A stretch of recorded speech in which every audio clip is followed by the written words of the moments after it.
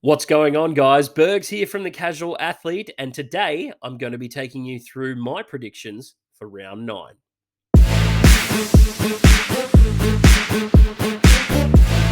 For those of you who follow the channel, you will know that I got a perfect 8 out of 8 last week. Big thumbs up to me, and I hope you guys followed me and got a perfect round yourselves. So, with that being said, let's carry that momentum into round nine.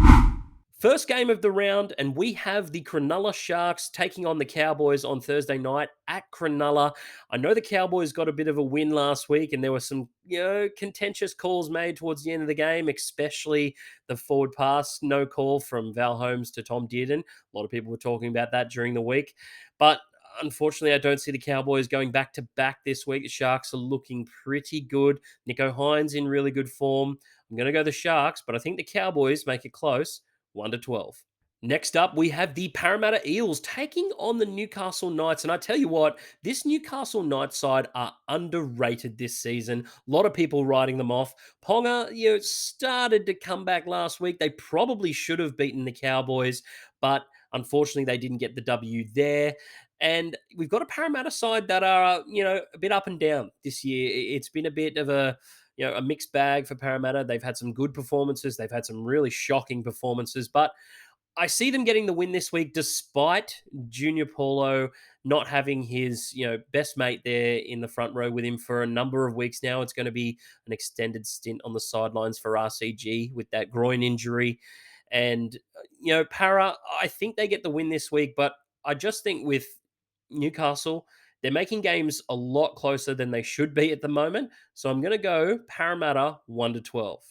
Next up on Friday night, it's the game that I was looking forward to the absolute most until Ezra Mam and Payne Haas both got suspended for their hip drop tackles, respectively.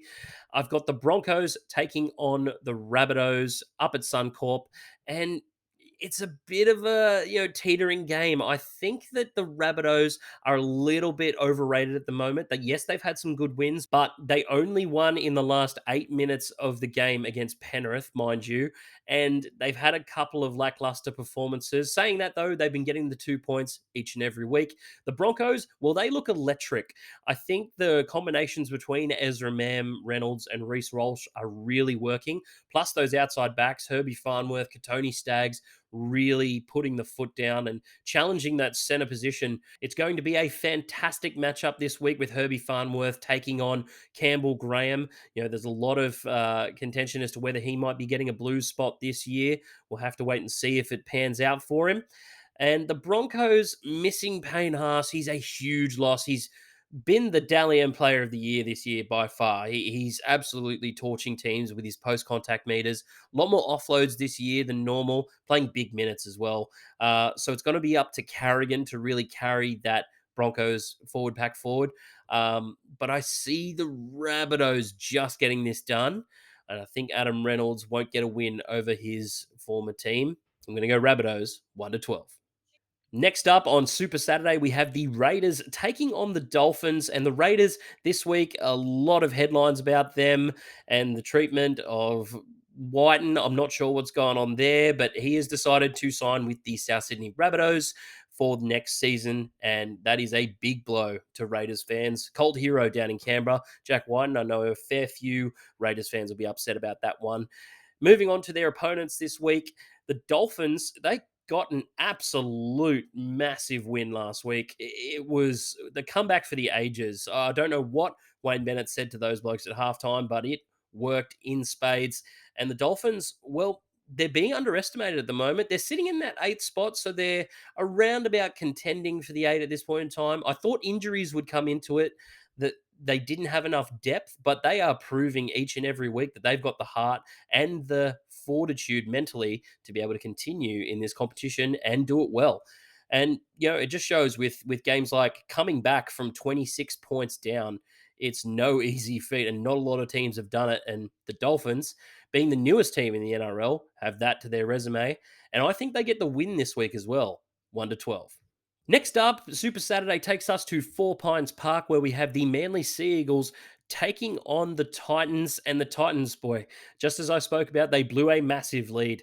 to the Dolphins last week, and they'll be licking their wounds after that one. I think the Titans have been in that position a couple of times this year. They got a win against the Dragons in a similar situation where they had to come back in the final minutes of the game to win, but I just think that the mental side of the game is really getting to them at this point in time, and that could potentially be a coaching thing. I think Holbrook needs to make sure that these guys can, get a lead and maintain that lead. That's what the good teams do. Your Melbournes, your Penrith, your Sydney Roosters are very good at it as well. In saying that, though, I think Manly, their opponents this week, they're looking a little dodgy after last week. A big question mark about whether Tom Trbojevic plays. He picked up an injury this week. Uh, I'm not exactly sure if he's been 100% this entire year, really. I think he may need some time just to go away, maybe rehab, get that confidence back because he's looking sheepish out there, and it's really not helping Manly in any particular way. I think they should put Garrick back to fullback and just rely on Tom to come back and build his confidence up, and then they'll start winning a few games. That being said, I do think they get the win this week, 1-12.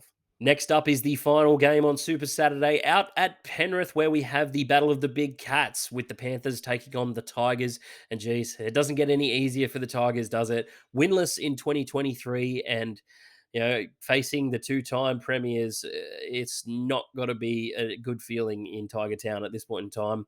Saying that, though, there were some positive signs against Manly last week. They did have a lead for the first time in a game this year, and that's always got to be a positive note.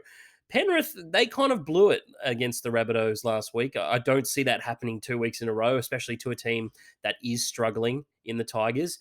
But if the Tigers pull this off, it would be, I think, the biggest upset I've seen in the last 10 years. So I'm rooting for you Tigers fans, but I've got to go with the form guide and pick Penrith 13 plus.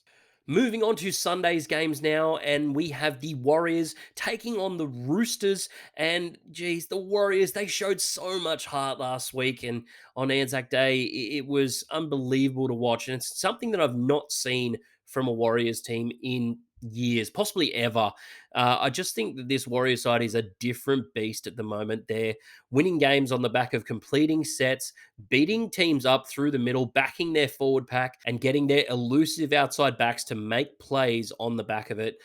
The Roosters, on the other hand, they also played on Anzac Day and almost lost to the Dragons, and they looked phenomenal for the first 20 minutes. And ever since that point, they let the Dragons back into the game. There's no real steal there for the Roosters at the moment. They're finding a lot of errors into their game. Poor discipline has become a big issue for them as well. And I just don't see them taking the comp by the scruff of the neck at the moment. They've got the side to do it. They just need to grow up and man up and do it at this point in time because I'm not getting what I expected of them every week. And in saying that, I don't think that they're going to do it again this week. And I've got the Warriors actually winning this game. I like them at this point in time. I think they're heavily mentally stronger than the Roosters at this point in time. And they're massive outsiders at $2.60. I'll be putting some money on this game, and I'm going to go the Warriors 1-12. Last up, we have the Dragons taking on the Dogs in the final game of this round. And these two teams, the Dragons were unlucky last week, and the Dogs, I think they'd want to forget about the matchup that they had with the Sharks and just move on to the next week. I think the Dogs are kind of scrambling week to week at the moment. And, we're going to see a new halves pairing with them. Josh Reynolds moves into the halves with Kyle Flanagan getting dropped. Burton, well, he needs to play with a bit more confidence. We saw him in the second half last week really take the game on, but he needs to be that guy from ball one. He's the premier player. He needs to start the spark. In saying that, though, I do think that they can get a win this week. The Dragons can be a bit vulnerable at times, but with their impressive performance against the Roosters, it's very hard for me to put the Dragons below the Dogs at this point in time. But the Dogs are just too injured for me. I've got to go Dragons, but I think the Dogs make it close. Dragons 1-12. So that's it for my predictions for round 9, guys. Let me know what you think about them down in the comments, and I'll catch you guys on the next one.